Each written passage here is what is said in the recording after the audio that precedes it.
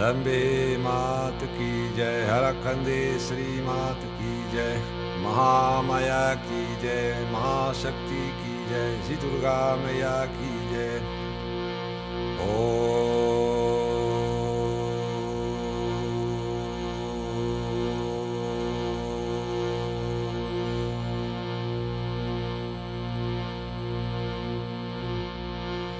Sarvamangalamangalye Shive Sarvarthasadike Sharanye Triambake Gauri Narayani Namostute Shrishti Stiti Vinashanam Shakti Bhute Sanatani Gunashre Gunamaye Narayani Namostute Sharanagati Narte Varitrana Parayani Sarvasyate Devi Narayani Namostute Kali Kali Ma Kali Kali Ke Papaharini Dharma Kama Prade Devi Narayani Namostute Kali Kali Ma Kali Kali Ke Papaharini Sarva Vikhnane Devi Narayani Namostute Jayanti Mangala Kali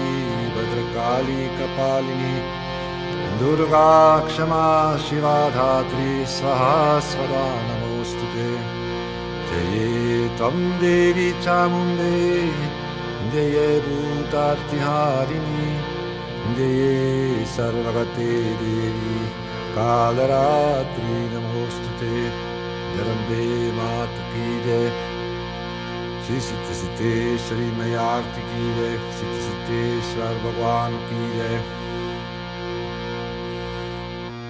Karpura Goram Karunavataram Samsara Saram Buddhigendaram Sada Vasantam Hridayarvinde Bhavam Bhavani Sahitam Namami Arati Sadguru Devadaya.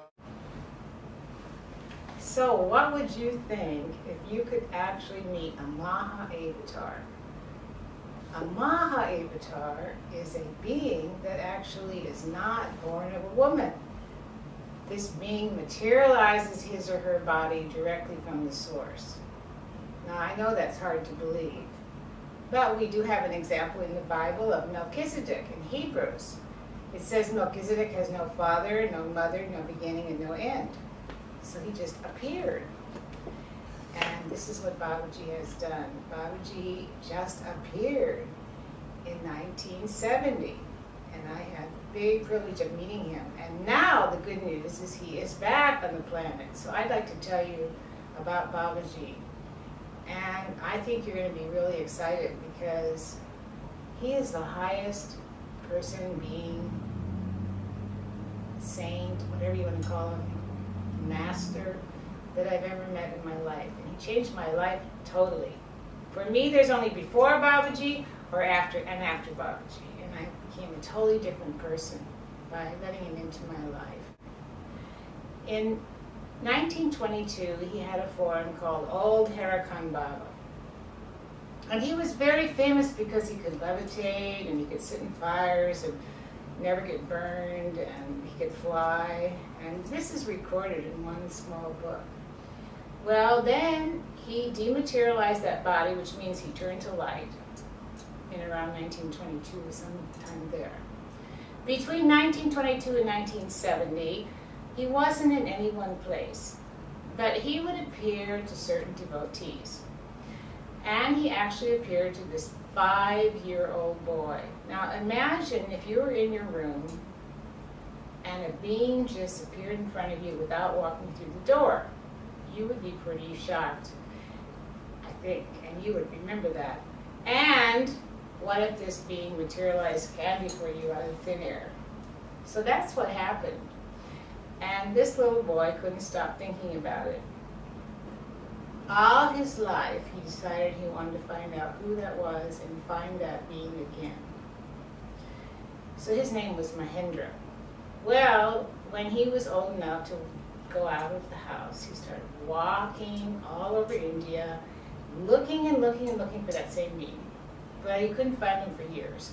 And then he got so fed up, he went back into his house and he said, I am not coming out until you appear to me again. And he just stayed there and waited. And then Babaji came because of Mahendra's great faith and appeared to him again.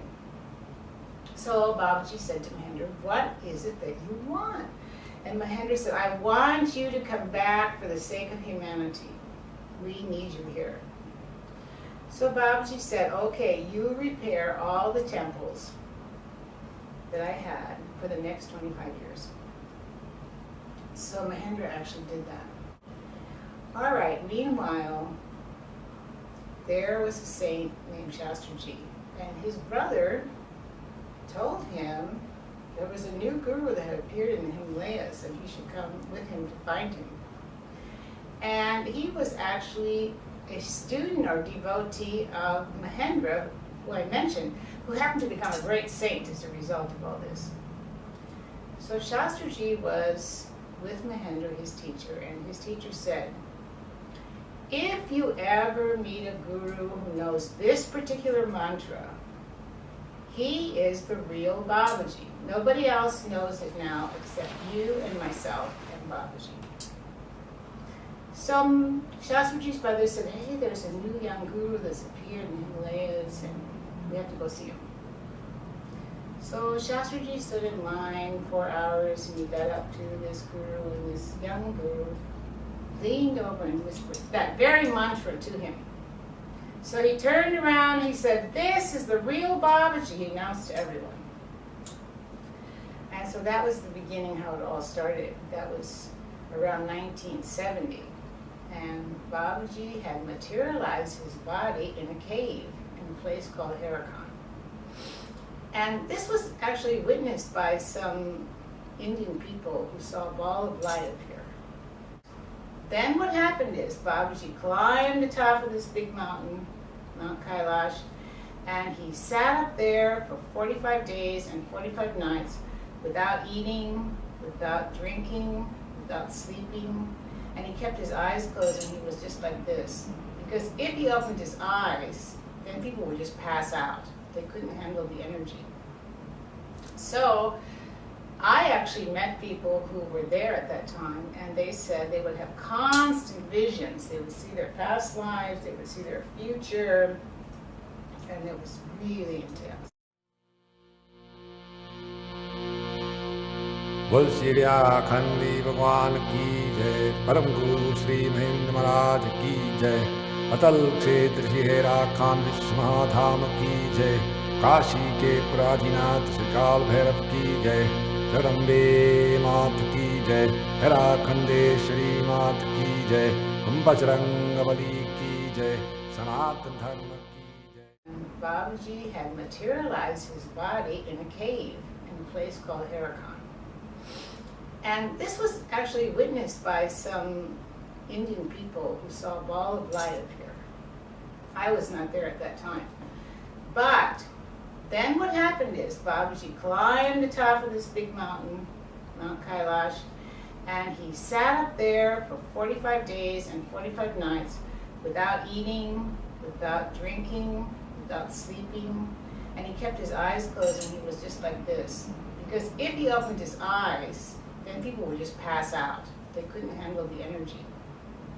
So I actually met people who were there at that time, and they said they would have constant visions. They would see their past lives, they would see their future, and it was really intense.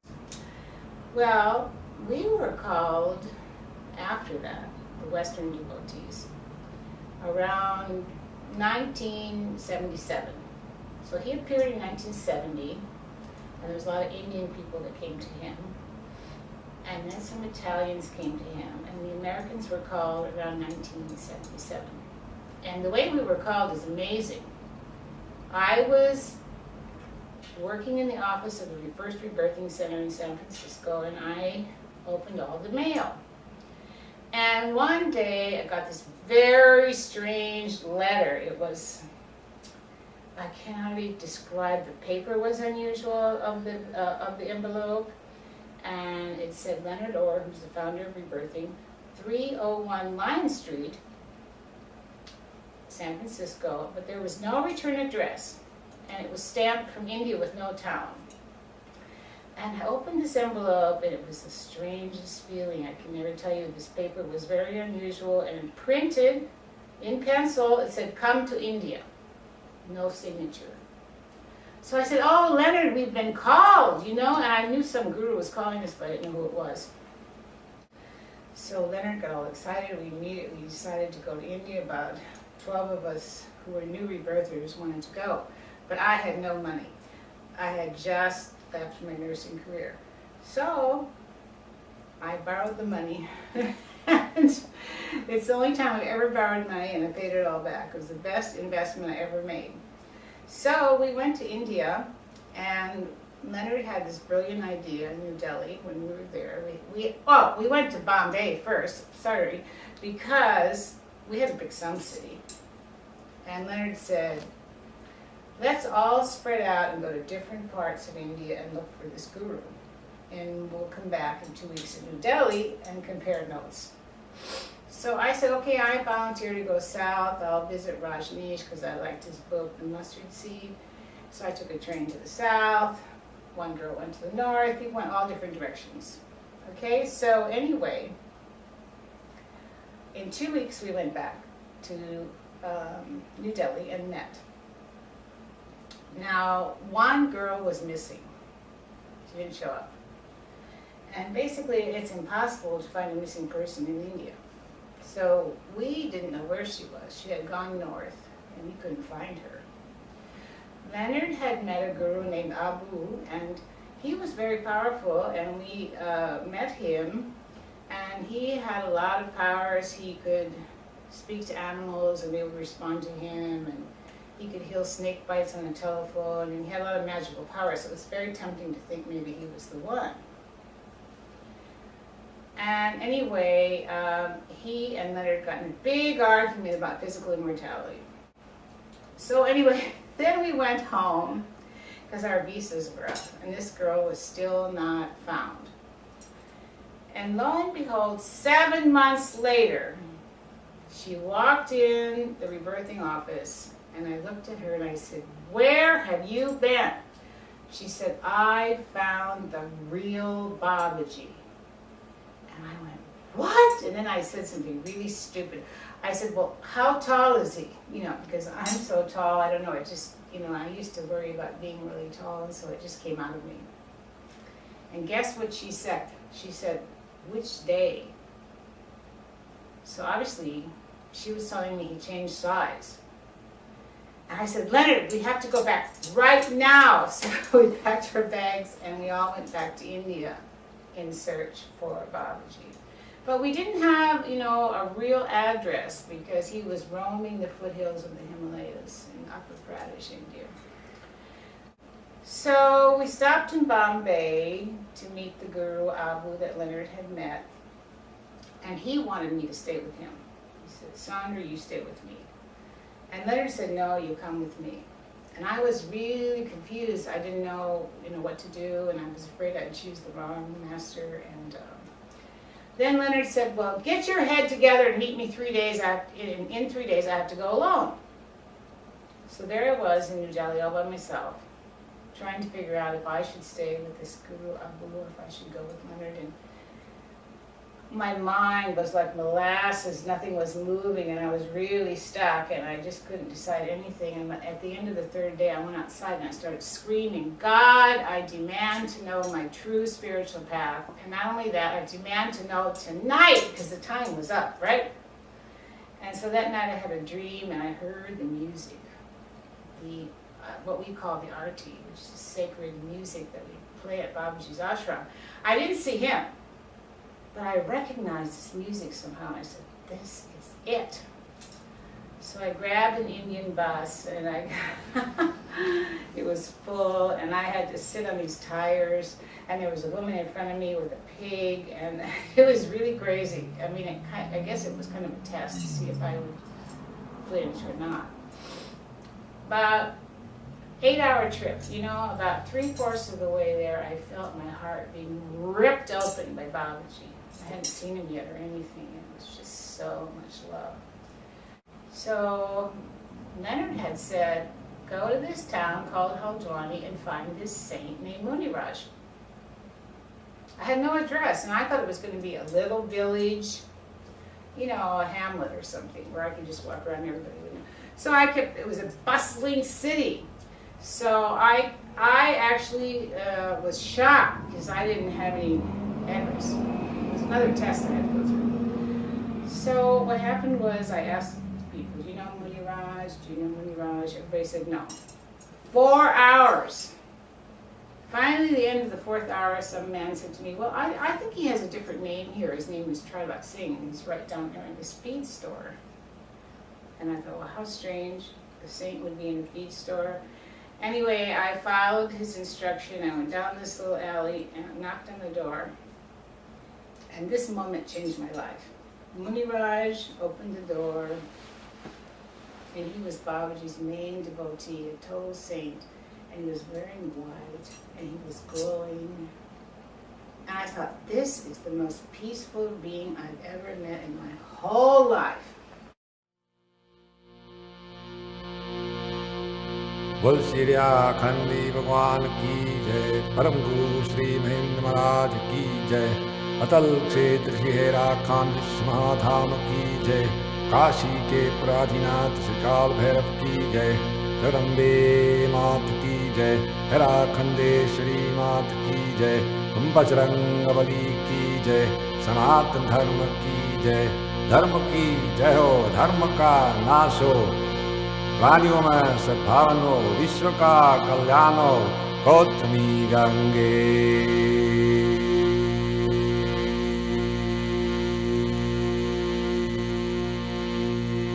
Her Narmade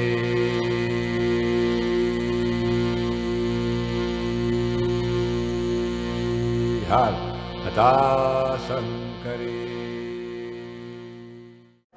Anyway, I followed his instruction. I went down this little alley and knocked on the door. And this moment changed my life. Muniraj opened the door, and he was Babaji's main devotee, a total saint. And he was wearing white, and he was glowing. And I thought, this is the most peaceful being I've ever met in my whole life. So this saint named Muniraj opened the door, and I was astonished. I was really astonished how pure he was and how peaceful he was, and I was just in love at first sight with this energy he had. And then he kind of put his hands over my oar and he said, you may go. Well, I didn't even know what that meant. Well, anyway, so I found out that we had to walk up the riverbed, and it was 3 or 4 hours, and we had to go through the river, and I had my backpack, and I was always falling in the river, but I was excited, you know, so I didn't care. Finally, then, I arrived at Herakhan Babaji's ashram, and there was 108 steps going up to his ashram, and I was at the base of these steps, and I suddenly had so much energy, even though I was hiking through the river and falling, and it didn't matter. I was so excited, you know, and I kind of ran up these steps, and then somebody pulled my skirt and they said, hey, you're supposed to pranam to the Guru, which means, you know, bow. And I said, well, where is he? And they said, so I turned around, and there was this guy sitting there who looked like a farmer. He had a gunny sack on and straw hanging out of his mouth. I said, that can't be my Guru, because I want a Guru who's wearing satin robes and satin turbans, and this is not my picture of, you know, really what I had in mind. And so anyway, I, of course, bowed to him. And later, I figured out he greeted me like a farmer, because I was raised by farmers. So he deliberately played this game with me. And he always played the fashion game with me because I like fashion. You know, so anyway, I bowed to him, and he said, you go to your room and take a rest. So I went to my room, and all of a sudden I had another test. Thousands of flies went on my body. And I kept going like this, and they wouldn't go off. And I said, oh no, I can't stand this. This is too much. I can't make it here. So I had a weak moment, you know. But then I looked around and there was no flies on anybody else. So it became kind of hysterical, and I laid down right there and rebirthed myself. And I started breathing and breathing and breathing, and the flies went away. So I think I passed that test. So I went to my room, and I had no idea what was going on because we had no preparation at that time. So what happened was, the bells were ringing, and I knew it was time for the evening temple. Okay, so I got up and I was all excited. But I was told you can't go in the temple if you have your menstrual period. I was so happy that it wasn't my time. But at that moment, I started my menstrual period. I had a breakthrough bleeding. Oh no, this can't be happening. I came thousands of miles and now I can't go in the temple, and I was really upset. So I ran to Leonard at the founder of Rebirth There. I said, what do I do? He said, don't ask me, I've got my own problems here. So nobody was helping me. So I sat down and I thought, okay, I am going to come up with a plan. So I came up with this plan. I am going to sit outside the temple. That way I'm not breaking the rules, and that way I won't feel left out, and I'll just sit outside and I'll hear the music and I'll be okay. All right, so that was my plan. Then suddenly Babaji comes out from his room, and he is wearing the exact clothes of my fantasy, a satin robe, a satin turban, and he picked up the robe and he threw it like this around him, and he looked at me with such a look that I fell over, and he was, you know, far away. I was hitting the ground, literally fell on the ground, and as I was hitting the ground, I said, are you really going to go through with that daring plan? He said, yes, I'm going to do it anyway, even though he's knocked me over. So anyway, everybody went to the temple, and they started chanting, and I'm sitting out there. I was proud of myself that I had enough self-esteem, right? So everybody's chanting and chanting and chanting, and suddenly Babaji yells, stop! And he points to me, and he goes like this. I said, oh my God, he knows it's not my real menstrual period. He's going to let me in. And I was thrilled, you know, that my plan had worked. So I rushed in and sat down. I was so proud of myself, right? A lot of pride. So then everybody's chanting and chanting and chanting, and he said, stop! And he looked right at me. You know, and Leonard had said to me, you know, you think you're so smart, Sondra? Babaji's going to have your case in 1 second. And that is exactly what happened. So Babaji said, are you a man or a woman? I said, I am a woman. And then he said, over there. I was sitting with the men. I didn't even realize that the men were separate and the women were separate, and I'm sitting with the men, which is my birth trauma, so he had my case in 1 second. And, you know, I was supposed to be a boy. So he was nailing me like that. I said, I am a woman. He said, over there. And I was so embarrassed because he kept calling on me, you know, and he was processing me, and I didn't know what to expect. So anyway, we're chanting and chanting, and he goes, stop! And I go, oh no, he's gonna say something else to me, I can't take it. And then he threw out a few girls and told them to go somewhere and to the Duni. And I didn't know what the Duni was. So at the end, we were supposed to, you know, bring a gift. So I didn't have much money, so I bought this candle that was very special, and when you light it, it makes colors all over the room, you know, and I was wanting him to put this in his room so he could have all these colors, you know. And everybody's giving him a gift, and he's giving the gifts away like he doesn't need all these gifts. So when he got to mine, he put it by his feet, and I thought, oh, he is going to keep it. I'm so happy, you know. Now again, I was into my pride. And then at the end of the evening, he gave it to the person that I couldn't stand, this one woman that I really couldn't stand. He gave it to her. That was the beginning of my lessons. Herakhan Go Vishwa Satta Chita Anandpuri Sambha Sadashiv Sambha Sadashiv Sambha Sadashiv Saraka Preraka Jagapati Jaya Jaya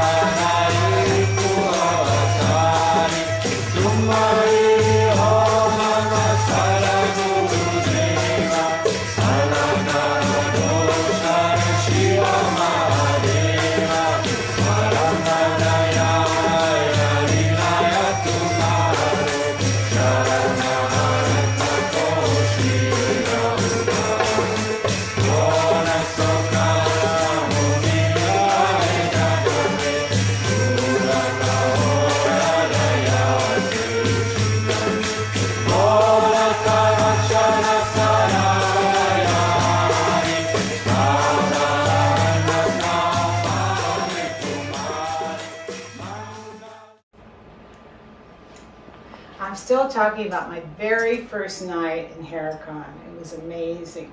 So when Babaji threw out these 3 women, at the end, I wanted to know where they went. So I had a lot of self-esteem, and I said, Babaji, I'm cold. I want to go to the fire myself. Where did they go to this Dooney fire pit, And he said I could go. So I went, and there were these old yogis. They were like 900 years old to me, but really 90, But they were like 90 years old, and they looked ageless, like, they could be living 900 years or something. It was the weirdest thing. So one of them said, you sit right here next to me. And he started singing to me like I was the only woman in the whole universe. And it was kind of romantic, and I thought, what's going on here? I mean, I don't understand these. I can't be turned on by a 900-year-old yogi or a 90-year-old yogi. Anyway, so I said to the people, what is he singing? He said, all he ever talks about is God.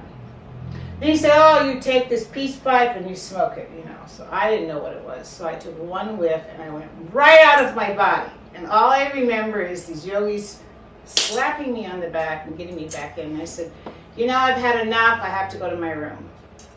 I have to go to sleep. So I left and I went to lie down in my room. But then the most amazing thing happened. Babaji materialized to me floating in the air. And the strangest thing was, he had a baby's body and an old man's head, which was the head of old Haidakhan Babaji, which I had seen in pictures, very few pictures. It's the baby's body. And he's floating in front of me and sending me light and sending me light and sending me light. And I couldn't handle it. I thought I would freak out. So I woke up my roommate and I said, please go to my backpack and read the Course in Miracles to me out loud or I'm going to go crazy. So he sat up all night reading the words of Jesus to me. And that's how I got through the night. And the next day, Babaji was really provocative. We were called to a circle, and he said, you, give a speech. You're a teacher, and he trained me to give spontaneous speeches. And I thought, what am I going to speak about? And people from all over the world, like 25 people from all over the world were there. And I didn't have any speech prepared. So, I said, okay, I'll just share what happened last night in my room. And I thought, what if I'm doing it wrong? So I turned around and I looked at him. And he's sitting on a rock and he's coloring in a coloring book, like a little kid. And then I had the feeling he's really on another planet. That was my feeling. It was so unusual. Anyway, the next day, then he called us all together in a circle. He said, you can stay 2 days, you can stay, 1 day, you leave now. And he was telling everybody when they should leave. And I thought, why is he doing this? Some people have to leave right away, and I can't stand it if I have to leave, and I came all this far. And later I realized that he knew exactly how much of his energy that we could each handle. So I was the last person, and I was shaking. I thought, if he tells me to leave now, I'll be so upset. And he said, how long would you like to stay? And I told him when my visa was up in 2 weeks. So I got to stay 2 weeks with him, and my whole life completely changed forever. Then, you know, it took me about 2 years to recover from the sight of him, to tell you the truth. I was going through so much karma, releasing, and I knew it was a good thing because I was into rebirthing so I could breathe it out. But after 2 years, one day I said, oh, I finally feel back to myself. And then that very day I got a letter from Babaji, come back over here right now. So the second time I went, I shaved my head, I surrendered to him as much as possible, and I started writing the book, Ideal Birth, in his presence. And everything after that changed. My whole life completely changed. I was a nurse, first of all, when I started out, and suddenly I became a rebirther, I became a teacher, I became a writer. Everything, all my talents from past lives came forth because of Babaji. And he totally changed my whole reality and my perception of everything. And I couldn't stop thinking of him, I couldn't stop thinking of India. And all I wanted to do was go back and see him again. And, you know, I want to say that my longing for that is still there. I still long to go to India, and now I'm so happy because I take people with my husband Mark to India, because people sometimes have a fear to go to India. But we make it very easy because I've been there so many times, and Babaji blesses us all, and we have a marvelous experience. Sri Herakhan